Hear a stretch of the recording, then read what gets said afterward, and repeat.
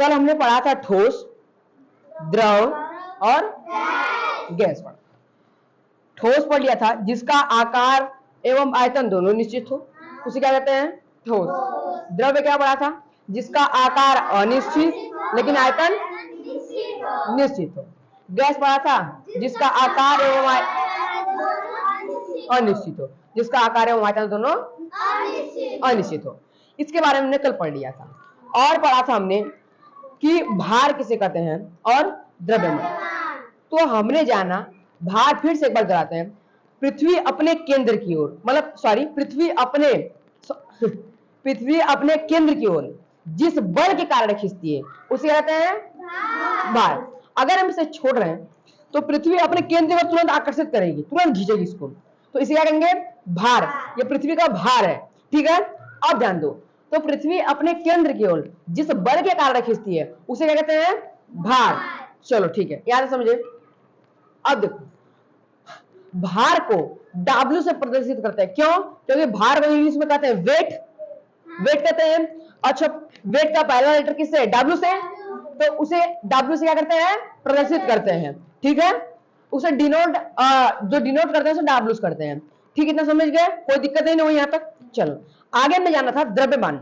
द्रव्यमान किसी वस्तु की वास्तविक मात्रा, कोई वस्तु है अगर उसकी जो वास्तविक मात्रा है उसी को हम क्या कहते हैं? द्रव्यमान, ठीक है। और एक बात थी कि द्रव्यमान को हम यम से प्रदर्शित करते हैं। क्यों? क्योंकि द्रव्यमान का जो इंग्लिश वर्ड होता है वो होता है मास, MASS। तो पहला वर्ड क्या है? M, तो उसे किसे प्रदर्शित करते हैं? M से। कोई दिक्कत नहीं। अच्छा एक बात ध्यान दो, कल एक इसमें इतनी खतरनाक हेडिंग थी जो आपके बोर्ड एग्जाम तक काम देने वाली थी। पहला कि द्रव्यमान का मान बदलता रहता है या भार का मान बदलता है? तो द्रव्यमान का मान कभी नहीं बदलता जबकि भार का मान बदलता। ये हेडिंग अपने कहीं भी कॉपी में नोट करके रखना कि द्रव्यमान का मान नहीं बदलता। हम कहीं भी चले जाए, किसी भी प्लेनेट चले जाए, द्रव्यमान का मान नहीं बदलेगा, लेकिन हर अलग अलग प्लेनेट पे भार का मान क्या है? बदल जाता है। ये बात याद रखना, ठीक है। तो यहाँ पर भार का मान बदलता है, द्रव्यमान का मान नहीं बदलता। आज हम सीखेंगे कि भार एवं द्रव्यमान में संबंध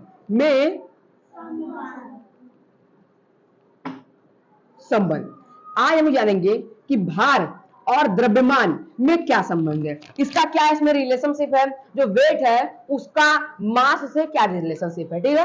देखो भार, अच्छा भार को हम किससे डिनोट करते हैं? W से। और द्रव्यमान किससे डिनोट करते हैं? M से। तो इसके संबंध में एक सूत्र बनता है हमारा, W बराबर mg। अब ध्यान दें, तुम बता जाएगा यहाँ पर क्या है। जो W है वो W फॉर है वेट। क्या है? वेट। अगर हिंदी में जानो तो ये तुम्हारा क्या है? भार, ठीक है, भार।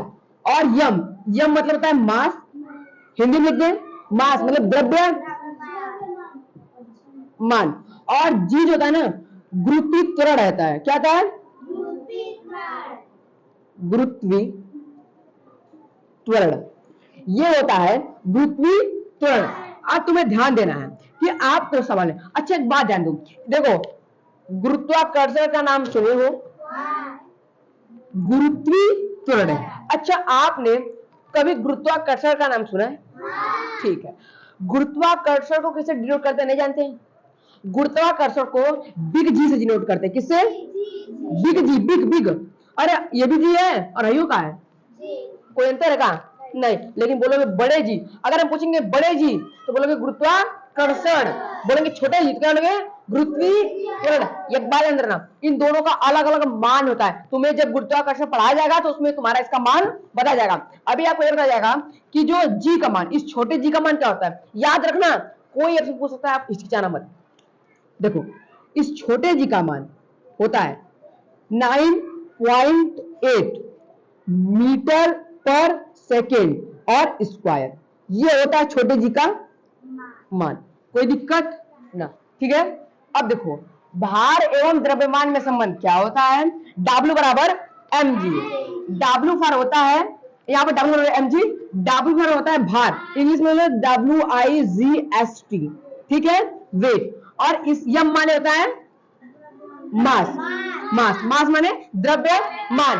और एक होता है छोटा जी, छोटा जी और बड़ा जी में बहुत अंतर है। आप लोग से पूछेंगे बताओ छोटे जी का मान क्या है, बड़े जी का मान, तो आपको बताया जाएगा कि जब आपको पढ़ाएंगे तो उसमें बताया जाएगा कि बड़े जी का मान क्या होता है। अभी आप जानो छोटे जी का मान होता है 9.8 मीटर प्रति सेकंड स्क्वायर। ठीक है, अक्सर अगर आपको सवाल में ये बोल रहा है तब आप इसको रख के लगाओगे, नहीं बोला है ना 10 मीटर पर सेकंड लगाते हैं, और इसको और करके लिख लो 10 मीटर पर सेकंड, क्योंकि दो ही कम है ना इससे, अरे दो ही पॉइंट कम है ना, दो जोड़ दे इसमें 9.8 में अगर टू ऐड करेंगे 0.2 ऐड करेंगे ना 0.2 तो आ जाएगा उतना, यहाँ पर 0.10, कोई दिक्कत नहीं। अगर सवाल में आपको बोल रहा है कि 9.8 मीटर प्रति सेकंड रख कर लगाइए तब आप यह रख के लगाएंगे। ठीक है, अगर सवाल में आपको ऐसा नहीं बोला है ना तो आप उसको ना रख के इसको रख के लगाएंगे, क्योंकि 10 से मल्टीप्लाई करने में बहुत आसानी में पड़ती है, पड़ती कि नहीं पड़ती है। चलो ये रहा भार एवं द्रव्यमान में संबंध। आयतन क्या कहता है, आयतन,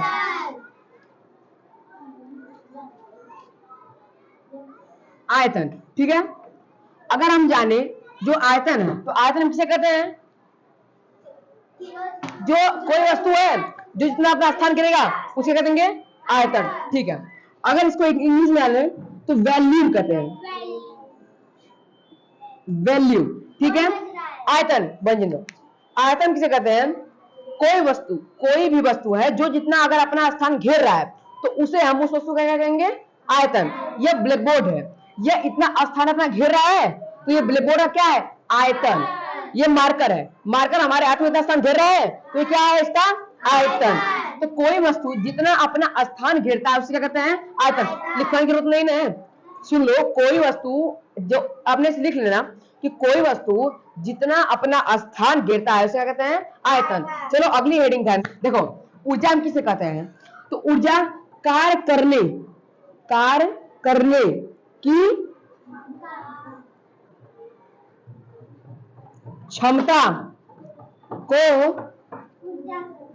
ऊर्जा कहते हैं। कोई दिक्कत, देखो